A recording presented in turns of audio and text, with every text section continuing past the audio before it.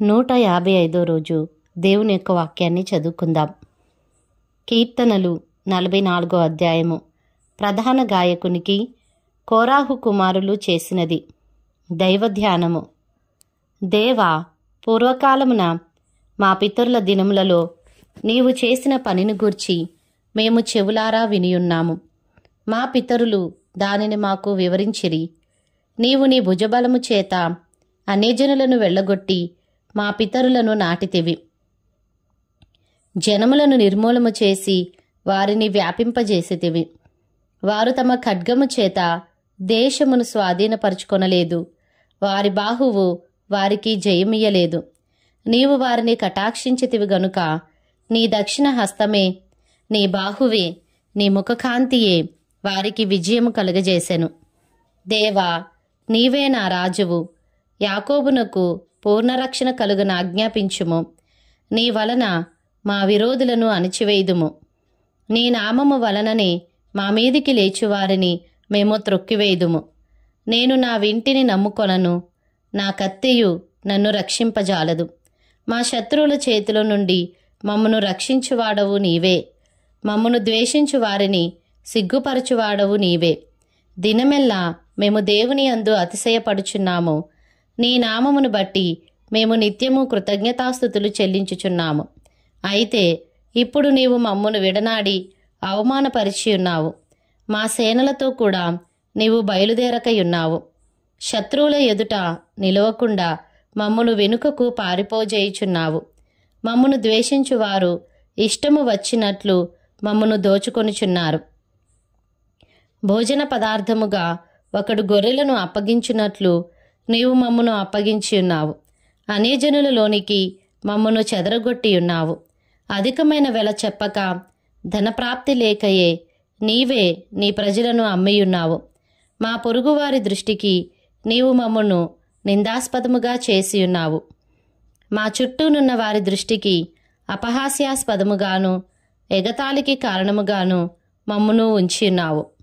అన్యజనులలో మమ్మను సామెతకు హేతువుగాను ప్రజలు తల ఆడించుటకు కారణముగాను మమ్మును ఉంచియున్నావు. నన్ను నిందించి దూషించు వారి మాటలు వినగా శత్రువులను బట్టియు పగ తీర్చుకుని వారిని బట్టియు నేను దినమెల్లా నా అవమానమును తలపోయిచున్నాను. సిగ్గు నా ముఖమును కమ్మియున్నది. ఇదంతయు మా మీదికి వచ్చినను మేము నిన్ను మరువలేదు. నీ నిబంధన మీరి ద్రోహులము కాలేదు. మా హృదయము వెనుకకు మరలిపోలేదు. మా అడుగులు నీ మార్గమును విడిచి తొలగిపోలేదు. అయితే నక్కలున్న చోట నీవు మమ్మను బహుగా నిలిపియున్నావు. గాఢాంధకారము చేత మమ్మను కప్పియున్నావు. మా దేవుని నామమును మేము మరచియున్న ఎడల, అన్యదేవతల తట్టు మా చేతులు చాపియున్న ఎడల, హృదయ రహస్యములు ఎరిగిన దేవుడు ఆ సంగతిని పరిశోధింపక మానునా? నిన్ను బట్టి దినమెల్లా మేము వధింపబడుచున్నాము. వధకు సిద్ధమైన గొర్రెలమని మేము ఎంచబడుచున్నాము. ప్రభువా, మేల్కొనుము, నీవేళ నిద్రించుచున్నావు? లెమ్ము, నిత్యము మమ్మను విడనాడకుము. నీ ముఖమును నీవేళ మరుగుపరిచియున్నావు? మా బాధను, మాకు కలుగు హింసను నీవేళ మరచియున్నావు? నా ప్రాణము నేలకు కృంగియున్నది. మా శరీరము నేలను పట్టియున్నది. మా సహాయమునకు లెమ్ము. నీ కృపను బట్టి మమ్మును విమోచింపుము. కీర్తనలు 45 అధ్యాయము. ప్రధాన గాయకునికి పోషణీయులను రాగము మీద పాడదగినది. కోరాహు కుమారులు రచించిన దైవధ్యానము, ప్రేమను గూర్చిన గీతము. ఒక దివ్యమైన సంగతితో నా హృదయము బహుగా ఉప్పొంగుచున్నది. నేను రాజును గూర్చి రచించిన దానిని పలికెదను. నా నాలుక త్వరగా వ్రాయువాని కలమవలేనున్నది. నరుల కంటే నీవు అతి సుందరుడవై ఉన్నావు. నీ పెదవుల మీద దయారసము పోయబడి ఉన్నది. కావున దేవుడు నిత్యము నిన్ను ఆశీర్వదించును. శూరుడా, నీ కత్తి మొలను కట్టుకొనుము. నీ తేజస్సును, నీ ప్రభావమును ధరించుకొనుము.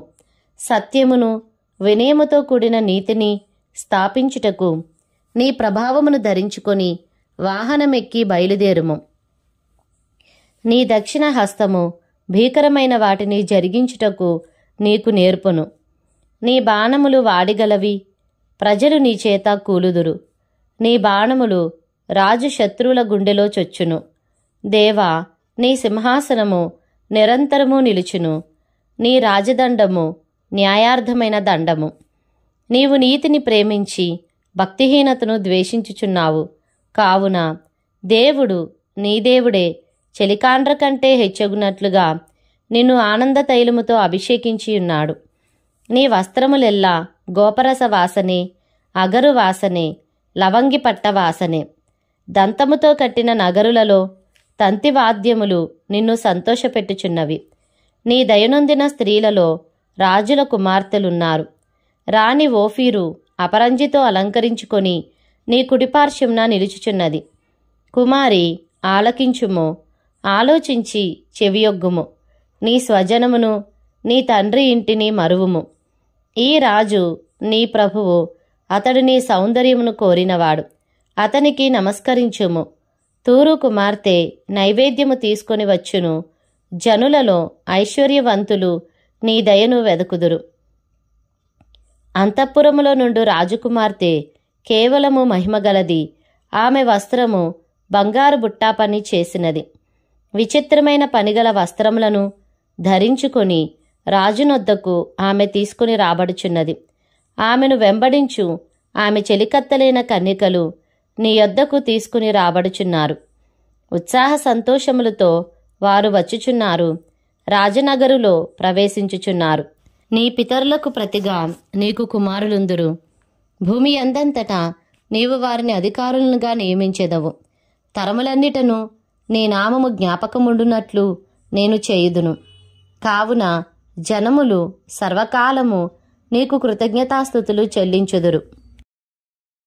కీర్తనలు 46వ అధ్యాయము. ప్రధాన గాయకునికి కోరాహు కుమారులది. అలామోతు అను రాగం మీద పాడదగినది గీతము. దేవుడు మనకు ఆశ్రయమును దుర్గమునై ఉన్నాడు.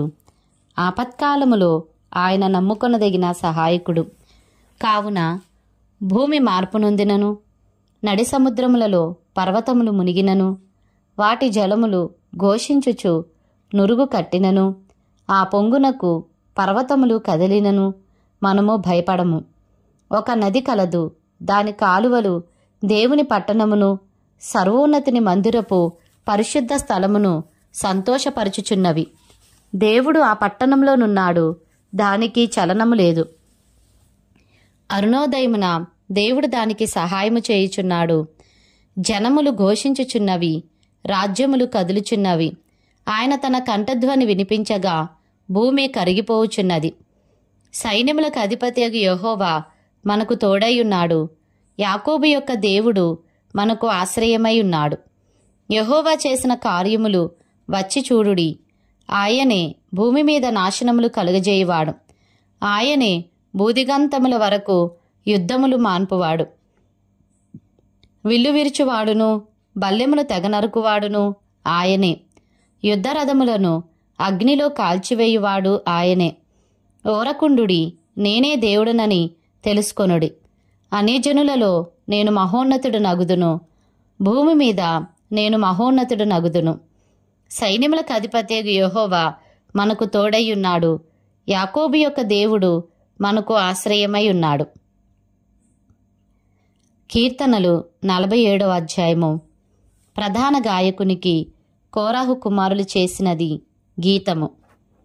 సర్వజనులారా చప్పట్లు కొట్టుడి, జయధ్వనులతో దేవుని గూర్చి ఆర్భాటము చేయుడి. యెహోవా మహోన్నతుడు, భయంకరుడు.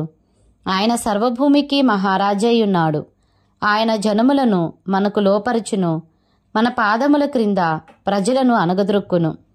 తాను ప్రేమించిన యాకోబునకు మహాతిశయాస్పదముగా మన స్వాస్థ్యమును ఆయన మన కొరకు ఏర్పాటు చేసి ఉన్నాడు.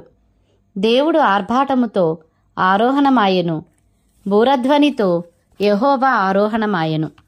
దేవుని కీర్తించుడి, కీర్తించుడి, మన రాజును కీర్తించుడి, కీర్తించుడి.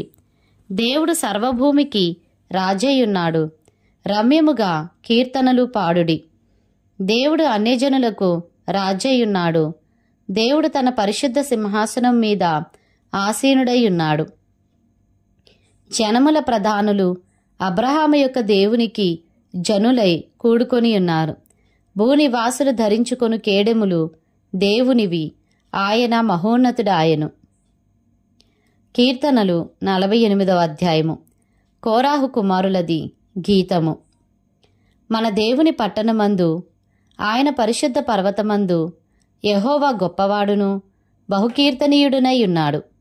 ఉత్తర దిక్కున మహారాజు పట్టణమైన సియోను పర్వతము రమ్యమైన ఎత్తుగల చోట నుంచబడి సర్వభూమికి సంతోషకరంగానున్నది. దాని నగరులలో దేవుడు ఆశ్రయముగా ప్రత్యక్షమగుచున్నాడు. రాజులు కూడిరి, వారు ఏకముగా కూడివచ్చిరి.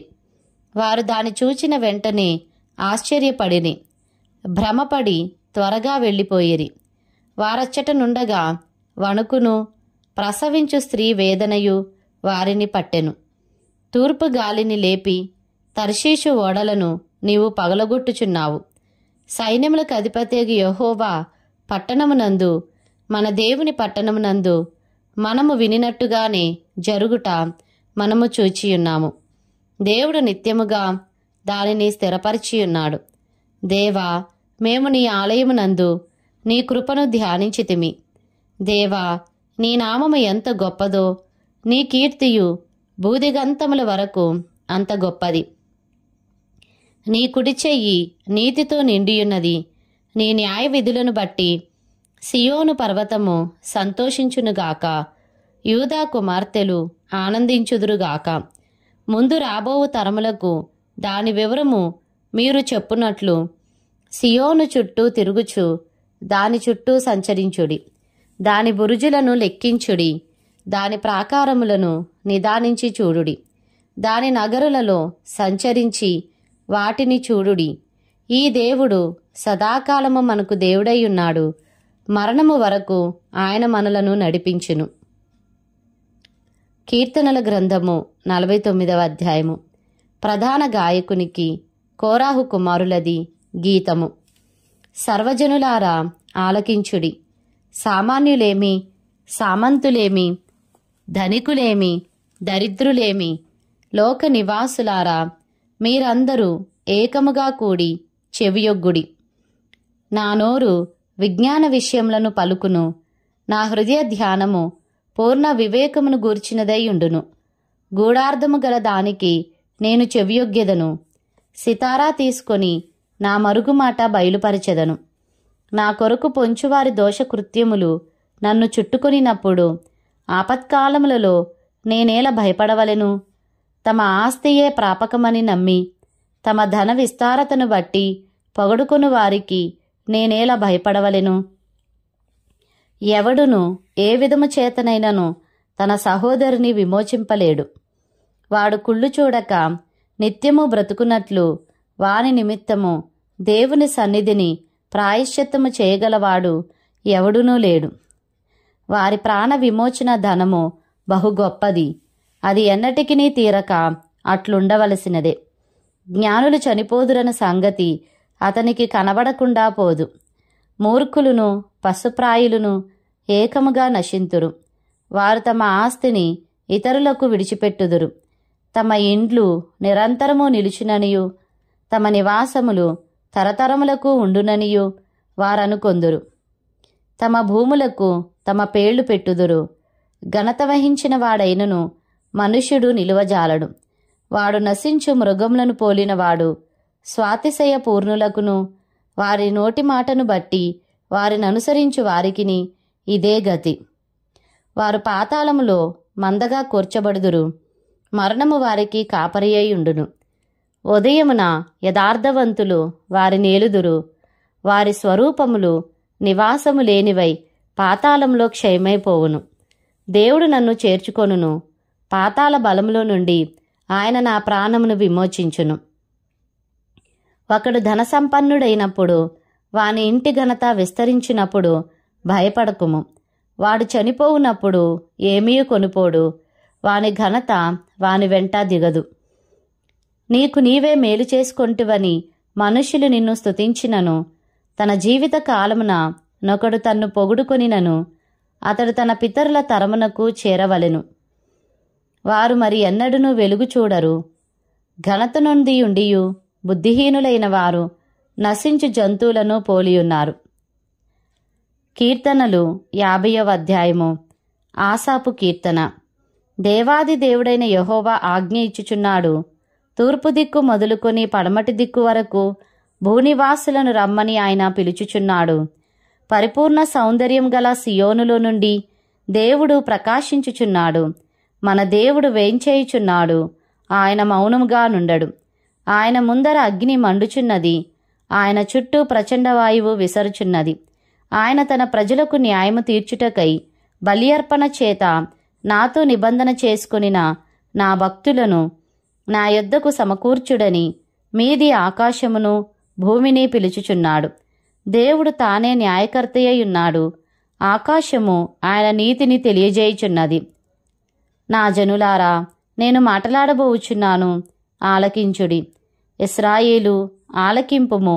నేను దేవుడను, నీ దేవుడను. నేను నీ మీద సాక్ష్యము పలికెదను. నీ బలుల విషయమై నేను నిన్ను గద్దించుటలేదు. నీ దహన బలులు నిత్యము నా ఎదుట కనబడుచున్నవి.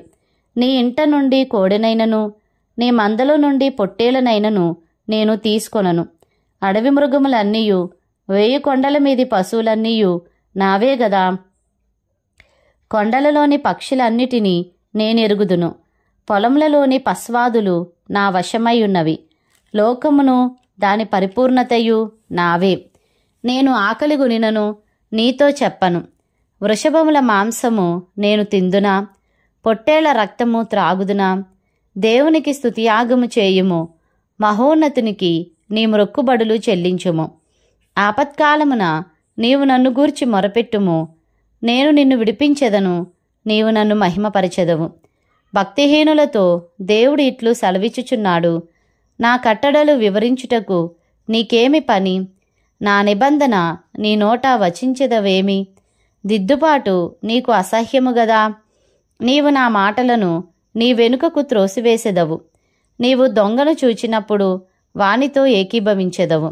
వ్యభిచారులతో నీవు సాంగత్యము చేసెదవు. కీడు చేయవలనని నీవు నోరు తెరుచుచున్నావు. నీ నాలుక కపటము కల్పించుచున్నది. నీవు కూర్చుండి నీ సహోదరుని మీద కొండెములు చెప్పుచున్నావు. నీ తల్లి కుమారుని మీద అపనిందలు మోపుచున్నావు. ఇట్టి పనులు నీవు చేసినను నేను మౌనినై ఉంటిని. అందుకు నేను కేవలము నీ వంటి వాడనని నీవనుకొంటివి. అయితే నీ కన్నుల ఎదుట ఈ సంగతులను నేను వరుసగా ఉంచి నిన్ను గద్దించెదను. దేవుని మరచువారలారా, దీని యోచించుకొనుడి. లేని ఎడల నేను మిమ్మును చీల్చివేయుదును. తప్పించువాడెవడునూ లేకపోవును. స్తుతియాగం అర్పించువాడు నన్ను మహిమపరచుచున్నాడు. నేను వానికి దేవుని రక్షణ కనుపరుచున్నట్లు వాడు మార్గము సిద్ధపరచుకొనెను.